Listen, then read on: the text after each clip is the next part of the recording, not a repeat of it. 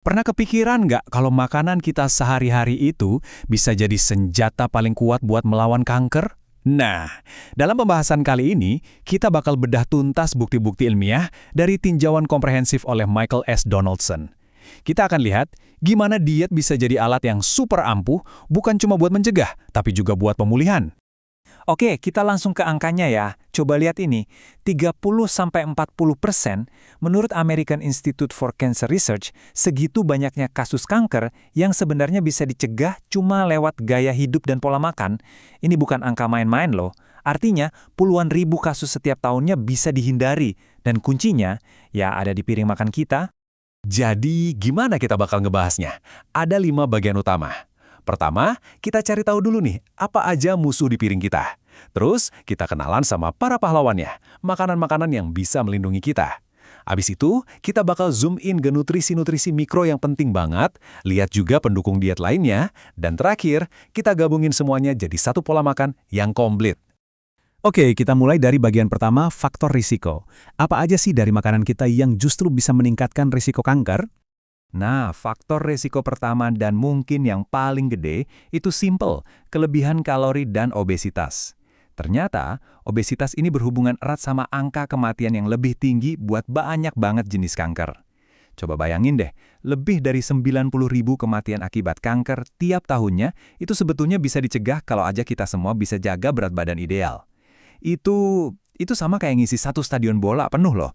Selanjutnya, soal beban glikemik. Coba lihat perbandingannya. Di satu sisi ada makanan kayak gula dan tepung olahan. Makanan-makanan ini bikin gula darah kita naik turunnya drastis, persis kayak naik roller coaster. Nah, kondisi roller coaster inilah atau disregulasi insulin yang bisa jadi pemicu pertumbuhan sel kanker. Bandingin sama sisi satunya, makanan tinggi serat kayak biji-bijian utuh, sayur dan buah. Mereka ngelepasin energi pelan-pelan, bikin gula darah stabil, dan akhirnya ngelindungin tubuh kita. Sekarang kita ngomongin lemak. Tapi bukan cuma soal banyak atau sedikitnya ya, tapi jenisnya. Diet modern itu seringnya kebanjiran lemak omega 6. Anggap aja omega 6 ini kayak bensin yang bisa nyulut peradangan kronis di tubuh kita. Nah, peradangan inilah yang bisa mendorong pertumbuhan sel kanker. Sebaliknya, ada omega 3 misalnya dari biji rami. Ini fungsinya kayak pemadam kebakaran. Jadi, yang paling penting itu keseimbangannya. Jangan sampai bensinnya kebanyakan. Lalu gimana dengan daging merah? Well, buktinya di sini kuat banget. Ada satu tinjauan besar yang ngelihat 26 penelitian. Hasilnya konsisten banget. 21 dari 26 penelitian itu nunjukin hubungan yang jelas antara makan daging merah dan daging olahan sama peningkatan risiko kanker usus besar dan rektum. Oke, cukup ngomongin yang seram-seram ya. Sekarang kita beralih ke solusinya. Kalau tadi ada musuh, sekarang kita kenalan sama para pahlawannya. Disinilah kekuatan dari dunia tumbuhan benar-benar kelihatan. Ini mungkin pesan paling penting dari semua penelitian soal nutrisi kanker. Perbanyak makan buah dan sayur. Simpel kan? Tapi buktinya jelas banget. Orang yang paling sedikit makan buah dan sayur, risikonya kena kanker bisa sampai 2 kali lipat. Dan perlindungannya ini luas banget, buat macam-macam kanker kayak lambung, paru-paru, sampai usus besar. Tapi ternyata nggak semua sayuran diciptakan sama loh kekuatannya. Ada nih yang namanya pasukan khusus, yaitu sayuran crucifer. Ini tuh kayak brokoli, kembang kol, kubis. Mereka punya senjata rahasia namanya sulforafan. Senyawa ini, wah kemampuannya buat melawan kanker itu luar biasa banget. Dan ini nih fakta yang bikin melongo, yang nunjukin betapa kerennya alam. Percaya nggak? Satu kecambah brokoli yang kecil mungil itu, kandungan sulforafanenya sama banyaknya dengan satu bonggol brokoli yang udah dewasa. Gila kan? Ini cara yang super efisien buat dapetin semua manfaat perlindungannya. Berikutnya ada biji rami atau flaxseed. Ini kayak superhero dengan 3 kekuatan super. Pertama, seratnya bagus banget buat kesehatan usus. Kedua, lemak omega 3-nya buat nyeimbangin peradangan tadi. Dan yang ketiga, yang paling jagoan, namanya lignan. Dalam studi pada hewan, lignan ini terbukti bisa menekan pertumbuhan tumor dan penyebarannya, metastasis, sampai 45%. Itu angka yang gede banget. Oke, sekarang kita coba zoom in lebih dalam lagi ya. Selain dari makanannya, ada juga nih para pahlawan tak terlihat, vitamin dan mineral spesifik yang perannya krusial banget buat pertahanan tubuh kita.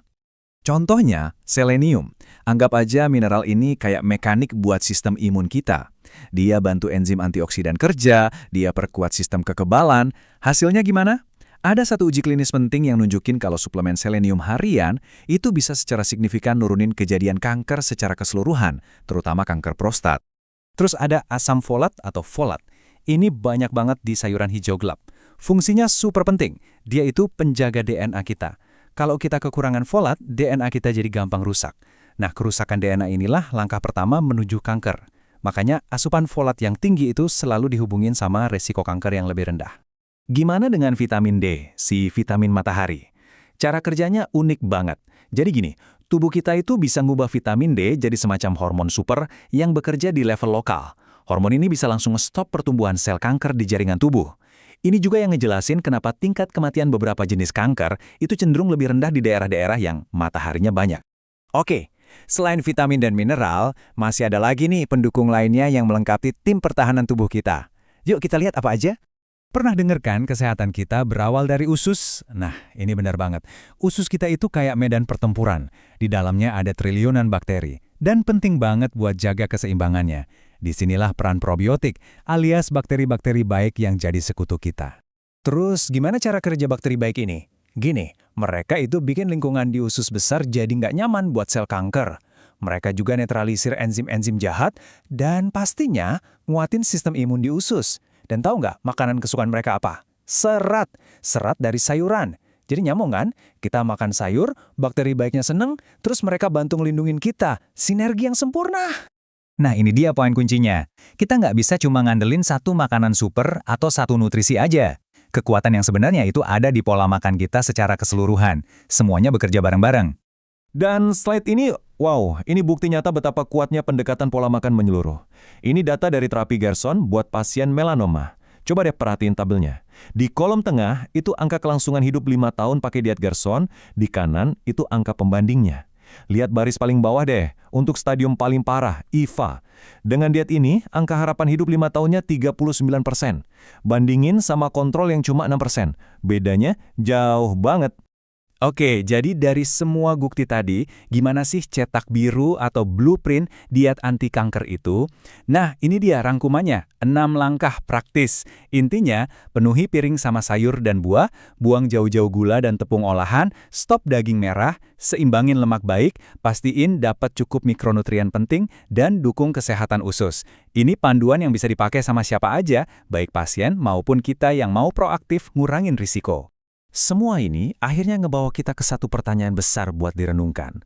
Kalau bukti-bukti ilmiah terus nunjukin kalau pola makan yang benar itu bisa nurunin risiko kanker sampai 60-70% dan ngebantu pemulihan secara signifikan, pertanyaannya bukan lagi apakah nutrisi itu penting.